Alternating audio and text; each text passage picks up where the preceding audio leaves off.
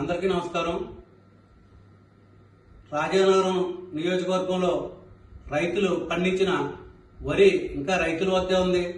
కానీ వ్యవసాయ శాఖ అధికారులు జనవరి 30వ తారీఖుతో ఈ ప్యాడీ ప్రొక్యూర్మెంట్ ని క్లోజ్ చేశారు.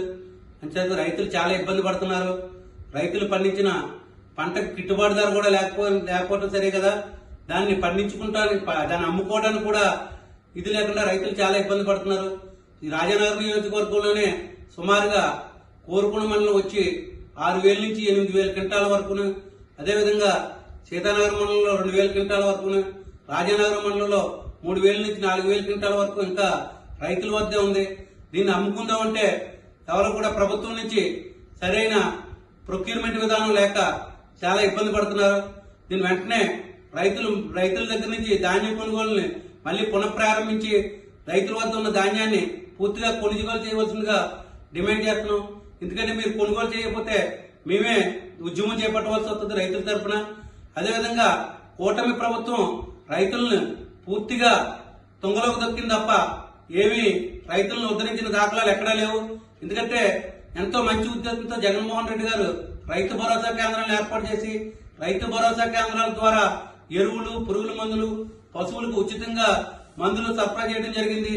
కానీ ఈ కూటమి ప్రభుత్వం వచ్చిన తర్వాత కనీసం రైతు భరోసా కేంద్రాల యొక్క ప్రయోజనాలను రైతులకు ఏ విధంగా ఉపయోగపడే విధంగా ప్రయోజనాలు చేపట్టకపోగా దాని యొక్క పేరును మాత్రం మార్చుకున్నారు. రైతు భరోసా కేంద్రాన్ని రైతు సేవా కేంద్రంగా మార్చుకున్న ఘనత కూడా కూటమి ప్రభుత్వందే. వీళ్ళ పేర్లు మార్చుకోవడానికి తప్ప పథకాలు అమలు చేయడానికి మాత్రం వీళ్ళు పనిచేయరు. ఎందుకంటే ఎన్నికల ముందు చంద్రబాబు నాయుడు గారు మాయ మాటలు చెప్పి అన్నదాత సుఖీభావ అనే పథకం ఇస్తామని చెప్పేసి కూడా చెప్పి ఎన్నికలు అయిపోయిన తర్వాత మేము దాన్ని అమలు చేయలేకపోతున్నాం, ప్రభుత్వం వద్ద డబ్బులు లేవని చెప్పేసి చేస్తున్న రైతులను ఇలా ఈ విధంగా మోసం చేయడం చంద్రబాబు నాయుడు గారికి కొత్త ఏం కాదు. గతంలో 14 సంవత్సరాలు పరిపాలించినప్పుడు కూడా రైతులను చాలా మోసాలు చేసి రైతులను గుర్రాలతో తెచ్చిన గంట చంద్రబాబు నాయుడు గారిది అని చెప్పేసి ఈ సందర్భంగా తెలియజేస్తున్నాం.